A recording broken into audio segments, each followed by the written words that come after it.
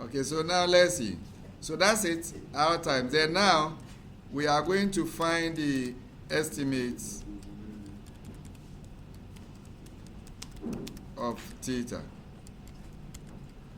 How do we do that? Well, I take each sample, okay, so I can use the apply family. I now, remember each column is a sample, right? Good. So 2, and then I apply my mom exponential. So let's see, this we have to get 5 values. So the first one, the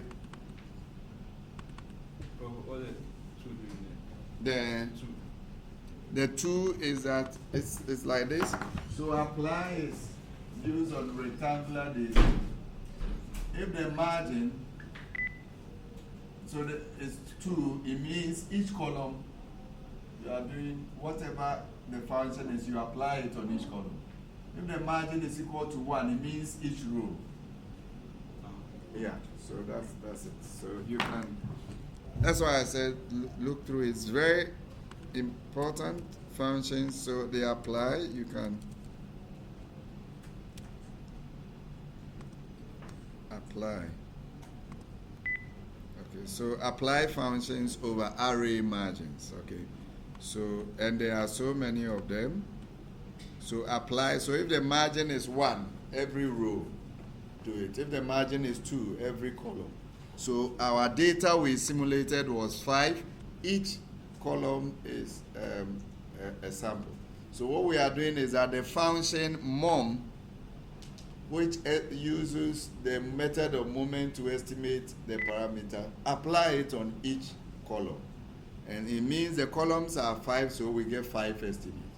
So now this is a sample of what? The lambdas. Then now we can find bias. So our theta hat is now the vector we have.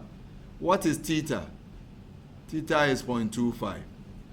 Is that okay? So now we can find our bias. We can find our mean square error. Is everybody okay with this? Okay. So I can name this as well, theta dot hat. It's assigned this. Okay. So theta dot hat is now a vector made up of this. So we can now find, so we can compute bias and MSE. How do we do so? So we call the bias function theta hat will be equal to what? The sample theta hat, and then theta is equal to what?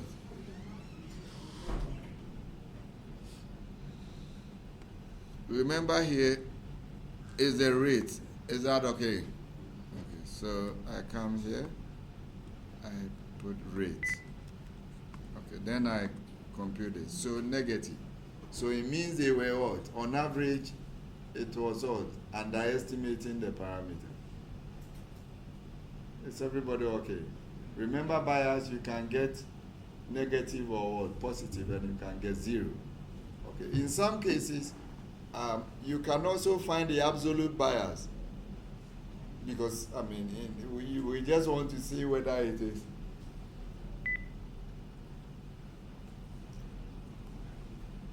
bias or no bias. Okay. Similarly, we can get the MSE. So I can copy this and change only this one to MSE. And that's the MSE. Okay.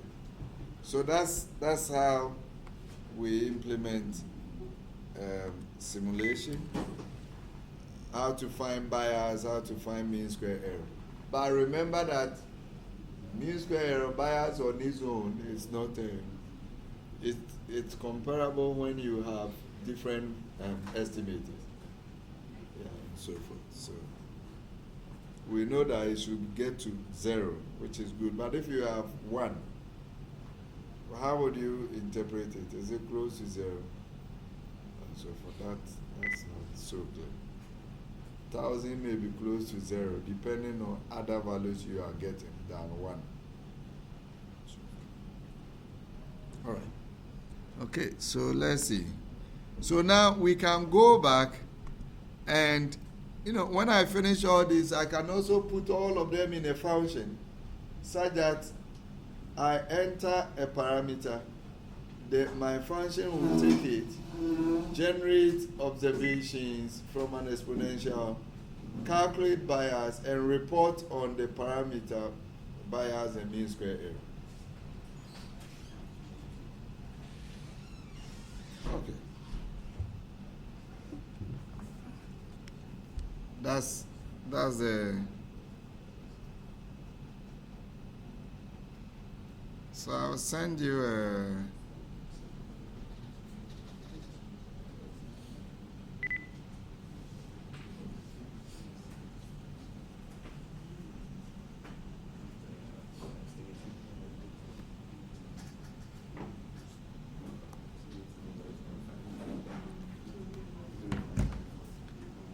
Let's increase the sample size. 200. And then the number of repetitions. In simulations, these repetitions will be so long, and it's not just what we are doing is just just this one is it doesn't there are no loops. Okay. So when there are loops and so forth, then you have trouble. So this one, I'm not sure it will take time. Okay, so we've done this. Let me see. So you see, it doesn't really take time. I have my bias, I have my mean square error quite easy.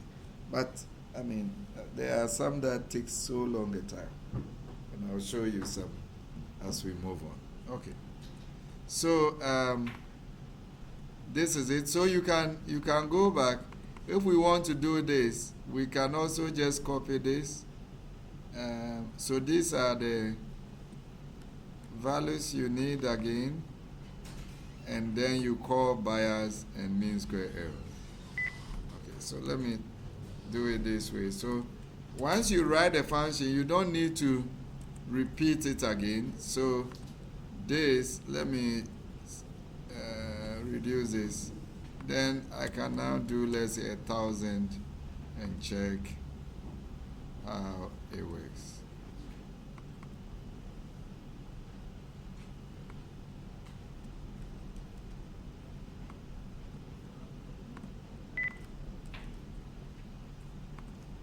So this means that I will generate, if it's going to generate 1,000 columns of data, each of them with what? Just 10 values, right? So let's go and check whether that's the case. You see, it's a matrix, numeric. It has 10 rows, which are the 10 rows, and then the 1,000 columns. Each column is what? A sample. Then, no, I need to find I need to now find this, right?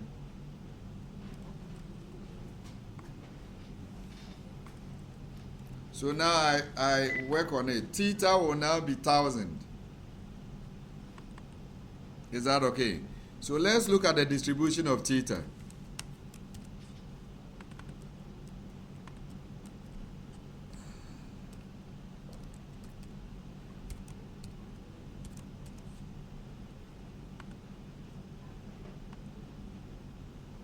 That's theta. Do you know that? Then we can do AB line and the horizontal. No, this will be vertical. A rate. Oh, so we have to color it. 2 red, and then line with, let's say 2, so that it will be large. So that's our. So this is the sampling distribution of the theta. Is everybody okay? Yes, and you see that theta, the maximum, it falls in the modal class. Is everybody okay with it? So we're getting copies of what? Theta, and that's a sampling distribution. And that's the histogram of the thetas that we've calculated. So we can find the mean. And that mean, when you subtract it from that will give you, and this one, because it's skewed to the right, we expect that the mean will be higher than this one, maybe, and so forth. So we can find the bias, and truly it is positive, which means the mean is higher than the theta. It overestimated or the theta. So, and then we can get our mean square error, which is also, that must be positive all the time. So that's sampling distributions, what you were doing. This is how you demonstrate some of these things.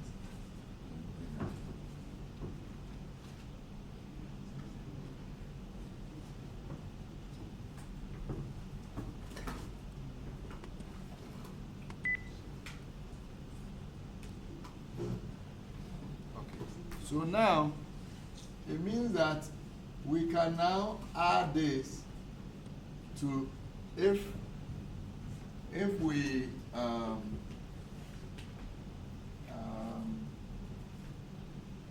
we can also use maximum likelihood to estimate it, and then now we compare which one has the smallest value, which one has the smallest mean square error for us to choose. All right. Okay. So let's see the bias. We are yet to find it. Let's see. The bias is 0.0. I think we found it, and the mean square error was also like that. So, now the question is, why is it that the bias is larger than the mean square error? Sometimes I ask these questions. Can you explain why the bias is greater than the mean square error?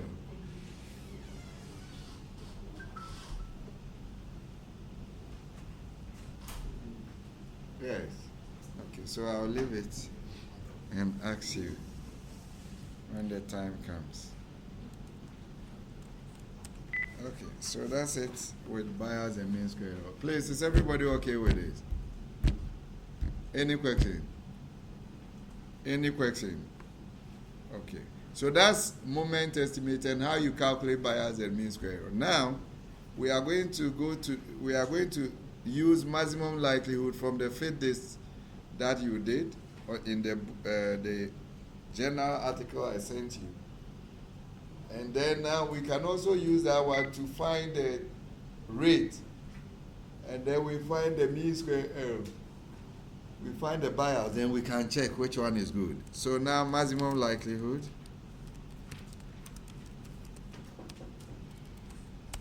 Maximum likelihood estimation.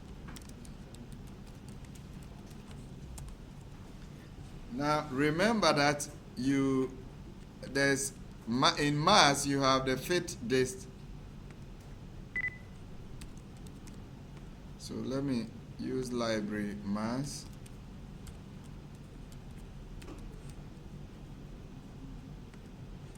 Mass. And in mass you have the function fit this R, which is that maximum likelihood fitting of what? Univariate distributions. Right? And this is part of what you read. So let's look at this.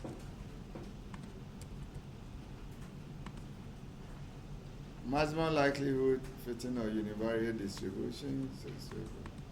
So to fit it, you need X, you need density functions, STAT values, but STAT values is optional. So let's see.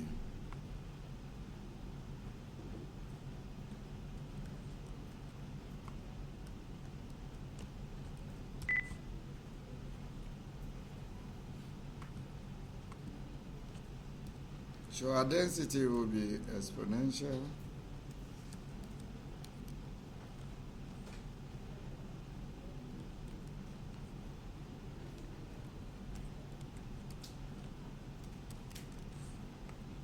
If you can't, you can come down here and copy. So there it is, like this. If you are fitting exponential, you just copy and paste. Okay. Now, this x, remember in our data is in a rectangular shape.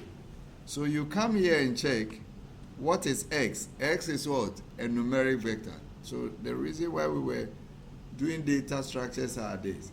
So here, x can only take what? A numeric vector.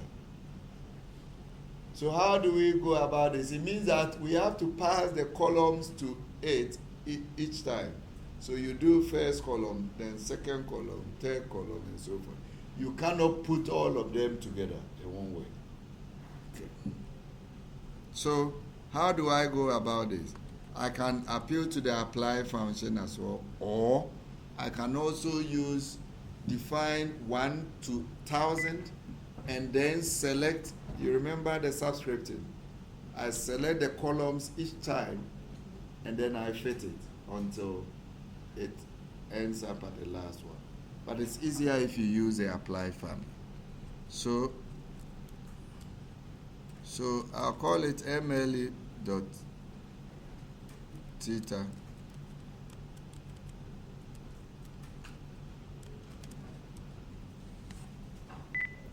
so it means that I'll use the apply, or I'll go up there and copy the same thing. You remember what we did here? Apply.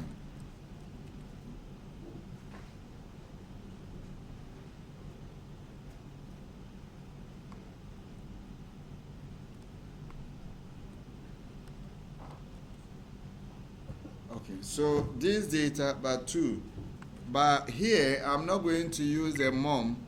I'm going to use what? Fit this. So I need that function.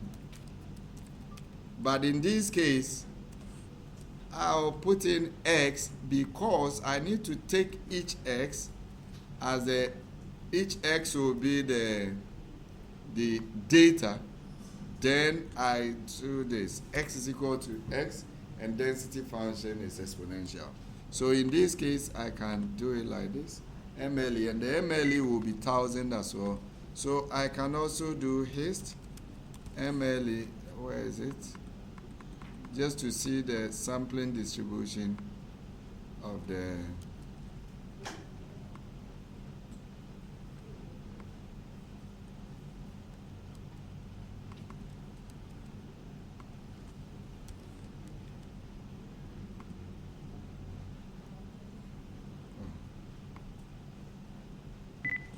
I want to see the sampling distribution of this. Oh, sorry, it will be okay. So it's my mistake. So the fit days. Okay, let me take one, and then we see the results. Then you see why that is so. So essentially, what I'm doing is that, let's say this one would have been math. And then the first column, right? So what is the result? It will come with this. So that's it. So the rate is 0.37. Its standard error is what? 0.119. So what I need to do is to take out the rate as a vector. Other than that, I'm putting a list in a vector form in one way. And that's why when you see this one 999 and it has the rate, it has its standard error, but I only need the rate, so I'm going to put rate there and then it will copy it as a vector. So how do I go about this? Let me do for the one. So I'll put here rate. Let's see. No. Okay. How does it come then?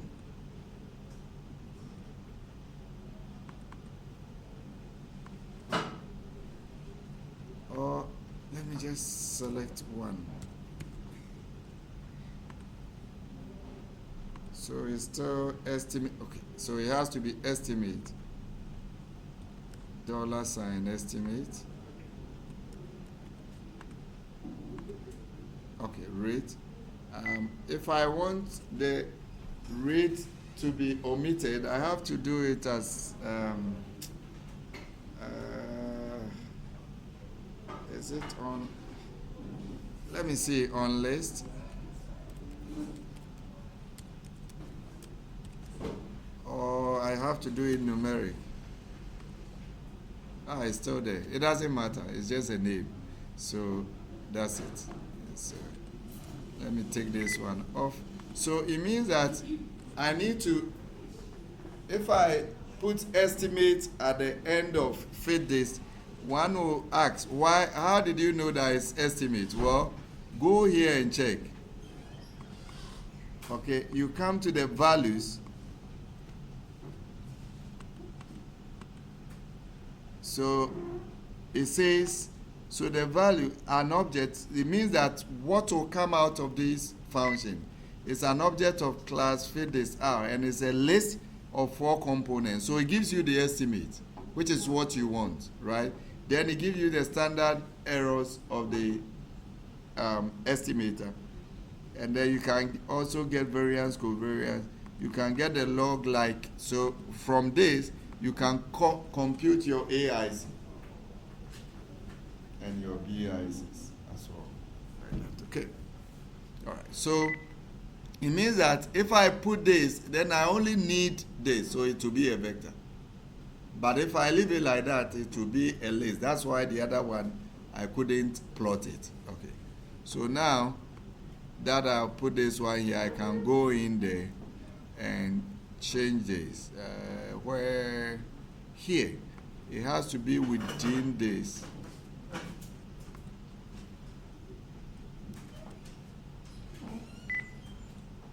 Okay, then let's see. Okay. So now I can check MLE theta. You see now it is numeric 1000. Okay. The result is just 1000. So I can now get a histogram.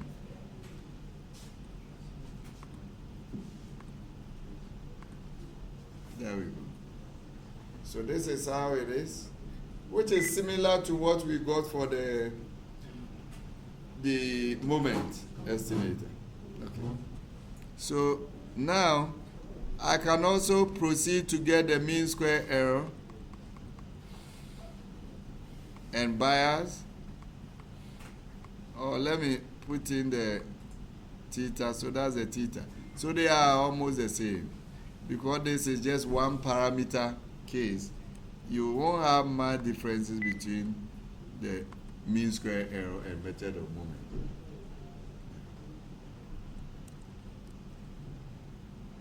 So this will be MLE theta, MLE theta. So basically the same as what we got for this. But there will be differences when we get to do other stuff. Okay.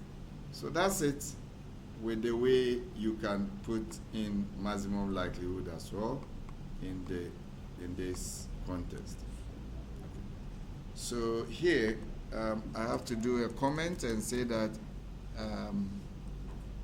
fit MLE on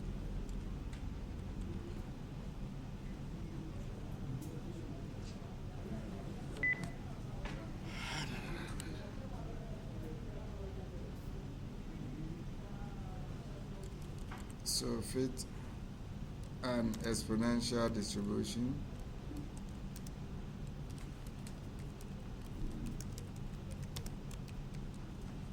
maximum like on each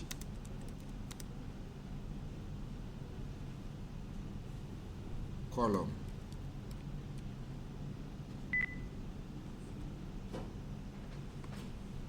And this one, sampling distribution.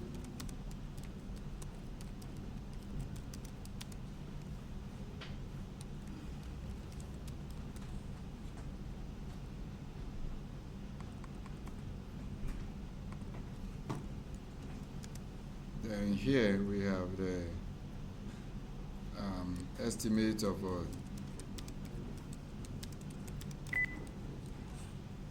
bias and ML. Okay, so let's see. If I want to check whether they are the same, I need to come up here and do bias of this, and then also the bias of the MLE.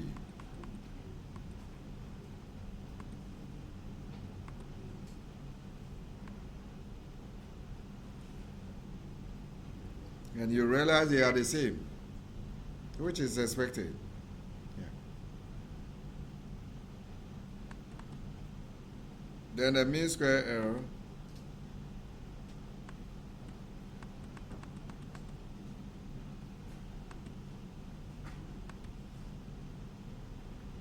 also the same. So that's maximum likelihood. But this is easy because the estimator has already been given, right? So, the function to compute it has already been given in the package, mass, okay? So let's see, we can go on and fit, let's say, a gamma distribution.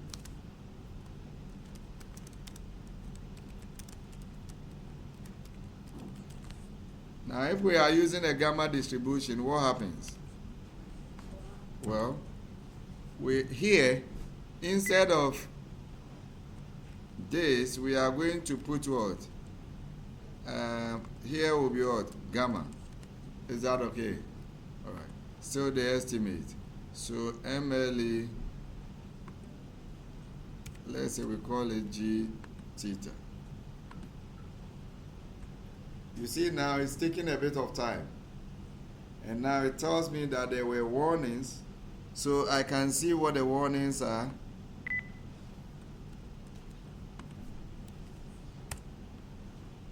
So in some of the densities, there were some of the values were not a number, which is to be expected. Remember, if the alpha is less than 1, you can have instabilities, right? If the gamma alpha, because then it's like you have less than an exponential distribution. Okay, so you realize that programming is actually your theory. You have to understand how this is done, and your statistical theory too must be there. Yeah, because whatever we are doing is just the theory that we are implementing. Yeah. Okay. So let's see. We can do a histogram and see how this looks like.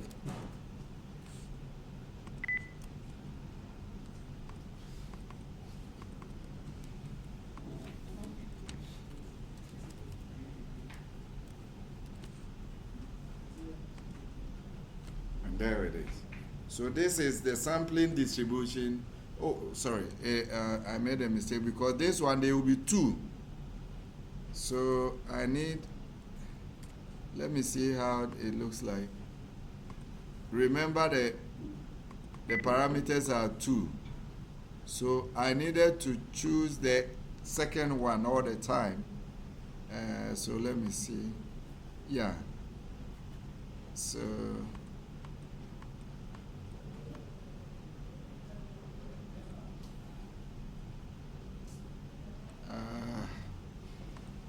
let's see, because the writings are so huge, I'm not, okay, so I can do it this way. I have to see the values. Yes, so it's this one. So if you look at it, okay, so you see there is shape and rate, which is expected. Is that okay? It's expected that we get shape and what? The rate. Okay, so that's your alpha, that's your beta. So what we are interested in is the rate, which is the second one. So what I needed to do when I was plotting the histogram is to select the second row. Is everybody okay with that? So 2, comma, then a subscript, the second row.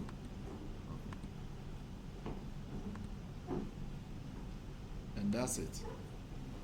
So we can now check our AB line for the exact value was that the vertical is equal to 0.25.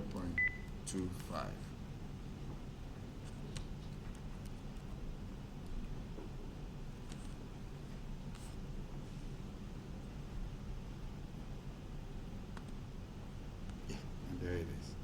So if we use gamma, that also gives us an estimate for it. And now we can calculate the bias and the mean square error of using the gamma distribution to estimate the rate other than the exponential, right?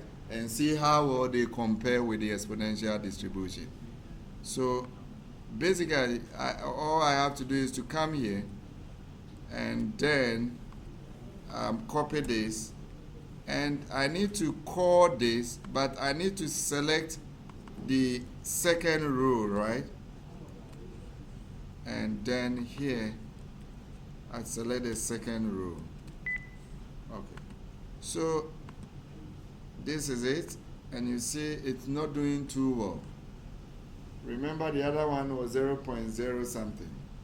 Okay, so we can get the mean square error and so forth. So if I want to check, remember the other ones, they were the same.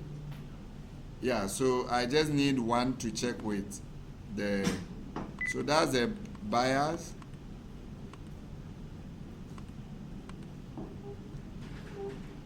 So the exponential did better than this. And similarly, if we want the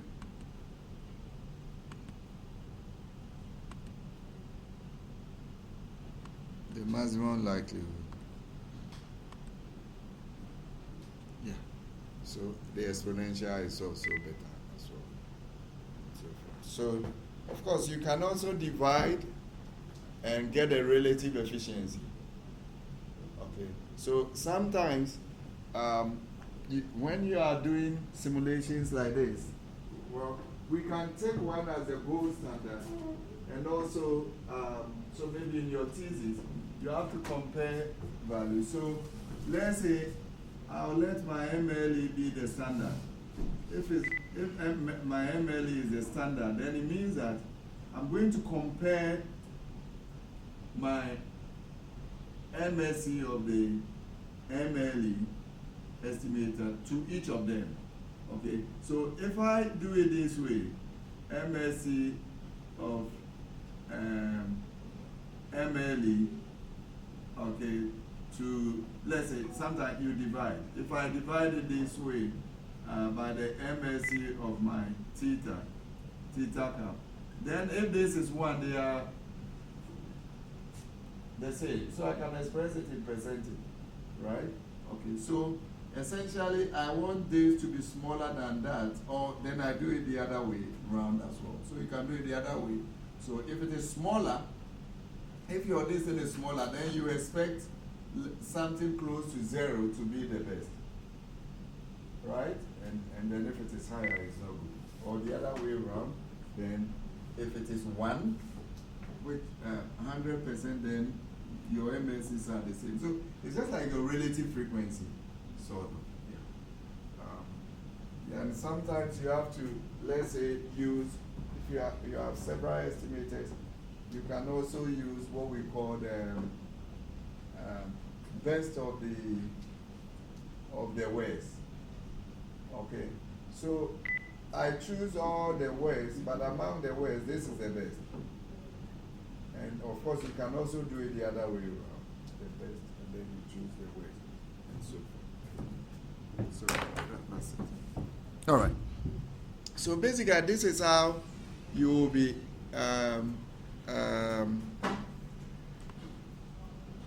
be checking or comparing estimators. Okay. But what we have done now is that we've done the maximum likelihood. Is easy because it's already there, right? So if you come here and then you check, let's check the distributions you have in this. The dense, so you go to dense one. So it has beta. It has the Cauchy distribution, the chi-squared, the exponential. We've used exponential, we've used gamma. It has also the geometric distribution, log normal, so logistics, negative binomial, normal, Poisson, T, and Weibull. The rest, if you have any other distribution, it's not there. Oh, okay. So if you remember the package you read, it's fit this something. Fit this. Good. That also allows you to include sensory when there is sensory as well. So you do this. So that is done. So I can go to fit this R plus, load it. So it does help you to include sensory. So I can click over here and look at it. So you see now AIC dense it has other bootstrap simulation of the uncertainty for sensor data, CDF coefficients, and so forth. Okay, but the main function we use in that package, so if you use library fit this R plus, then the function is what? Fit dist, right? So if you go to the help files of fit dist,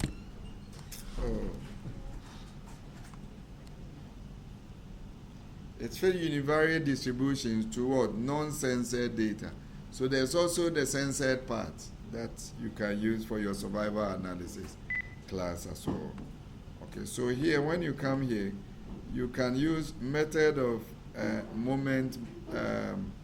The MME is what? March, I think it's March something. Okay, I'm coming. We'll go down there. So the method, if you go, you can get your AIC variance method. So MLE, moment matching estimation. Then you have also quantile matching estimation. Then you have maximum goodness of fit estimation. Okay. And then maximum spacing estimate. There are so many estimation methods. That's why I said I'll look for the paper that I said I reviewed for a journal. And then I think they publish it now. Then you can go through it. The goodness of fit, that's also a very good criteria used in estimation. And so forth. So you can use this package, but I think this has more elaborate distributions.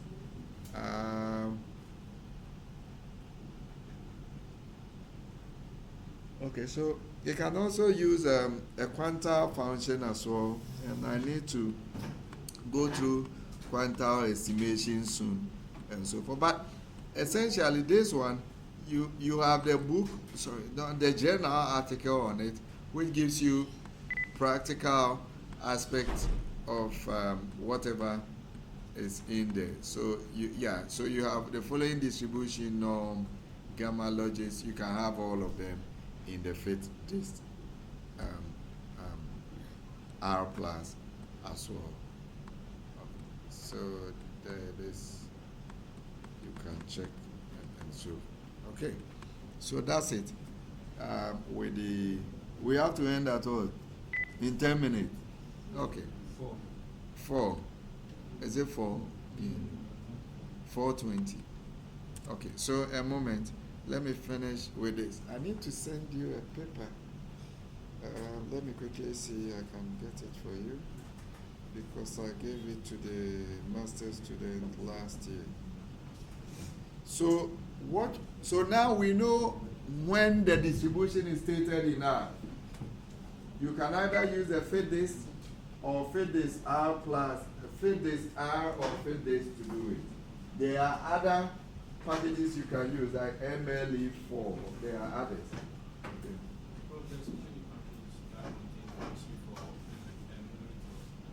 You have to search, but usually when it is trivial, nobody wastes time.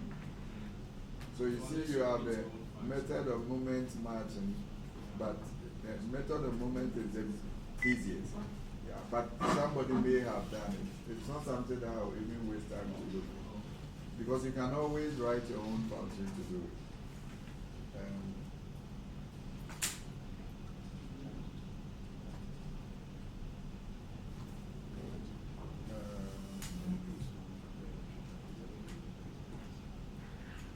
I'm teaching you a moment.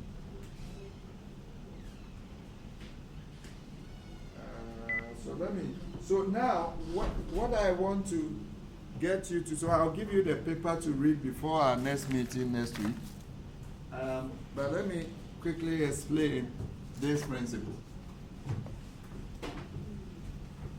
Now,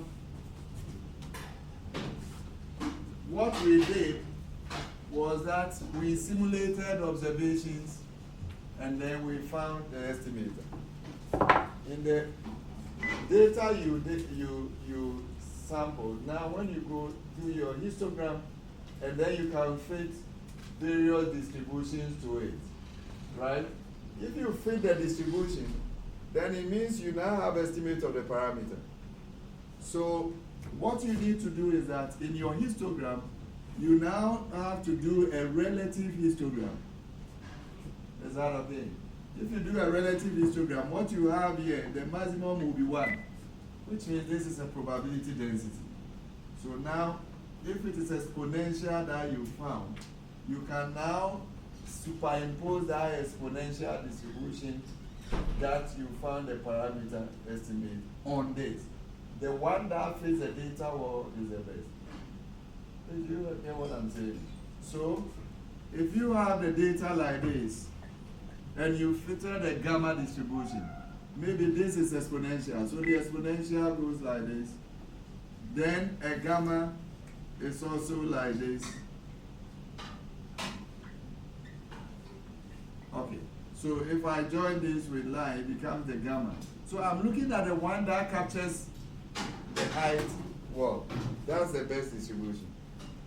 Okay, that's pictorial checking of whether your estimates are good. What we did was bias and MSC, right? But we can also use this as a descriptive statistics to also check how well a distribution fits a particular group. Okay, so that's one.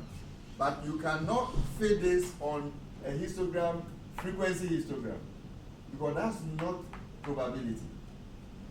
Okay, and this one, I mean, if you don't take, student make mistakes. So when you do this and this one is frequency, you realize that your plot will just be at the bottom. Because in your density, the highest you can get is 1. So it will just be at the side. Okay. Now, what if we have a distribution that is not enough? That should not disable you from using your ML. Okay, or even the method of movement. Okay. Now, if the distribution is not enough, then it means we have to go back to the concept of maximum likelihood. And what is the maximum likelihood principle? It says that if we have the likelihood function, we have to maximize it, right? Okay, so I get my likelihood of theta as a function of the data. This is the product of all the densities, right? So I can find my log likelihood as well. Okay. Now my log likelihood would just be odd. And fix that. I'm moving from one. This I have to find delta L of all. Delta theta. Set it to 0, then I get theta count. Is that okay? Now, what is happening is that now it means that we have to formulate our log likelihood as a function. Is that okay? You write a function to compute your log likelihood. Okay, so if this is exponential, I put exponential distribution here. If it is Poisson, I put a Poisson distribution here. It's geometric, the same. Whatever distribution. Okay. Now, so this one, if it is exponential, we are going to write lambda is equal to e lambda x, xi, right? Then we find log of this. That will be log lambda minus lambda xi. Okay? All right.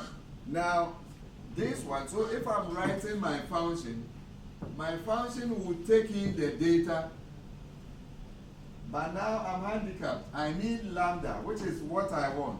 If you know it, there's no need. Do you get it?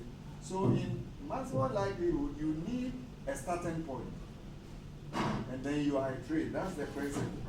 So when we are doing this, that's when you really understand the principle that you do, the theoretical concept. So in maximum likelihood, it doesn't work like that. So I don't know the parameter. The parameter sits somewhere here. So I do a search, and that's a numerical method. Whatever you are doing here is a search for the value that will make this function equal to 0. The zeros of that function. So what the principle says is that, let's say if I pick a point here, I have to iterate. And how do you iterate to that point? You can use the Newton's method, the secant method, all those numerical methods that you use. That's the principle is. So you iterate towards that point. Or even bisection method, you can use it to get to that point. And there are so many methods you can use. So what we do is that we now write this function, okay? And then this part, we will use an optimization routine. So over here, you use optimization routine like optim. So optim, so you can do question mark optim. This is a general purpose optimization routine. So we pass this function through this optim by providing optim with the data as well as a starting point for the parameters. And then it will iterate and get us the estimate. So that's the sort of thing we do. So whatever we've done here, you can also go through it through this method. So I'm sure that's what you did with Emmanuel last week. So what I'm going to do is that I'm going to send you a paper on this with a distribution that I don't know, did she give you the S gamma distribution? So every year I give it to you, so you're going to do it on your own. Reproduce the simulation they've done in the book, in the journal, just like we were doing. Yeah. So with the moment they have an estimator for the moment, they have a log likelihood function. It's quite long, but you can program it. It's not anything. So you find it, then you pass it through Optim. Okay, so you can then compare the moment and the maximum likelihood through bias, mean square error, just like we have done. And then you choose the one which is the best. To do that, you also increase the sample size. So when you simulate, you increase the sample size, and then we do it. The one more thing is, how do you generate observations from a distribution? Well, remember I did exponential distribution. But that we are lucky because it's already in R. Okay? Now, so in some cases, you may not have an explicit expression for it. Why is it so? Because every distribution, if we are able to find f of x, okay, then it means that I can generate observations from that distribution if I invert f. So these x are what we call quantiles. It's just like when you want a percentile or a quartile. Or, okay, when you were in SHS, you remember this. When you do a cumulative distribution, then they say find the median. How do you do it? On a graph sheet, how do you get it? How do you get a median? Good. So you look for 0.5 here. This is the probability. You join it here and then you trace it over here. What you are finding here will be maybe age, and that will be the median age, isn't it? That is a quantile. So essentially what is being done over there is that you have the distribution function and you invert it, then you get a median.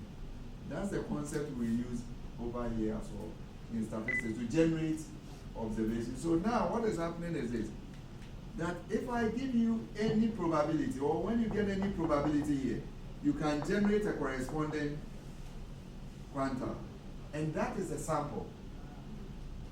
Okay, so we have what we call the inverse probability transform. So for example, an exponential distribution is what? 1 minus e lambda s, right? Is that not the case? Good, okay. So this is the CDF. I can generate observation from exponential without using the exponential distribution. How would I do that? I'll use the inverse probability transform. That's the concept. What it means simply is that this, remember here, if you do the relative one, the maximum is 1. So I can take this as a uniform distribution, right? Between 0 and 1. I simulate observations from the uniform distribution, it becomes probabilities. Then I invert it, I get the samples. Is that okay? So just when you go home, take one of the reference book, which is a Rizzo's book, you will find this in there. Okay, in there. So for exponential, because this can be considered as a probability, then it means I can generate every distribution from the uniform distribution. I used to have a chart that I used to share with students. I'll look for it. That you can connect every distribution to uniform, provided it has a CDA. Not every distribution has a CDA. Okay, sometimes we have the CDA, but you cannot find an explicit expression for the PDF and so forth. So here, how do I simulate the observations? Well, I need to invert. If I'm inverting, what does it mean? Simple. Here, I set this to be equal to P. This P is from my uniform 0, 1, right? Okay. So I make X a subject. So X will then be equal to negative 1 over lambda log 1 minus P. Is that okay? So it means instead of doing RESP now, I could have also simulated this from uniform unif 0, 1, right?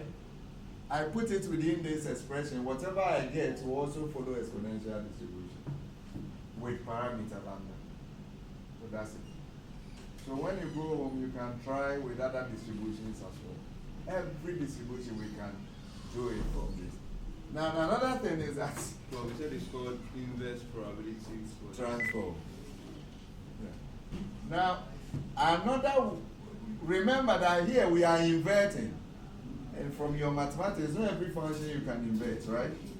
So when we are unable to invert it, then we have a problem. But of course, we have numerical, and that's why you've done numerical methods. So what if the inverse cannot be found explicitly? What do I do? Then I have to turn this into a numerical problem. Is that okay? This is an equation I'm finding. This, I need to find the inverse of this. If I get the inverse, like the exponential one, then this will no more be there. So I get my x, usually it's x subscript p is what? F inverse of p. That's what we got over here, right? That's it. So what if this inverse does not exist? Then it means that instead of doing this, I'll turn the problem into what? A numerical problem. And the paper will give you, that's what is in there. So f of p, f of x is equal to p. So I set this here, then it becomes, so this is a numerical problem. Just like the maximum likelihood that you have. Okay. So which means I have to simulate observations and then try and minimize it, right? And you can turn it into a minimization problem. So simulating observations from here I simulate observations from a uniform distribution N to the, so the one that will give me the minimum value will be a sample from that distribution. And so forth. Then you can do all this to help you. So some of your theses and so forth, these are the sort of things you will be grappling with.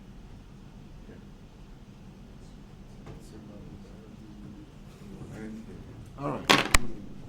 So I'll send you the paper, but check on the, if you go to the YouTube page, check through the STAT621, and then even up to 602, because I teach this as well over the years, and I've recorded them and sent them there. So you can go through it and be able to do this inverse probability transfer. So what actually put on them? Then What actually put on them? 621. So you look for 621 and up to 602. Usually the simulation. Yes. So the simulation stuff, yeah. Not the undergraduate, but use the up to 602 STAT621. Yeah. Yes. The script. Okay. All right. I'll do so. Okay. All right. So I think we can end here.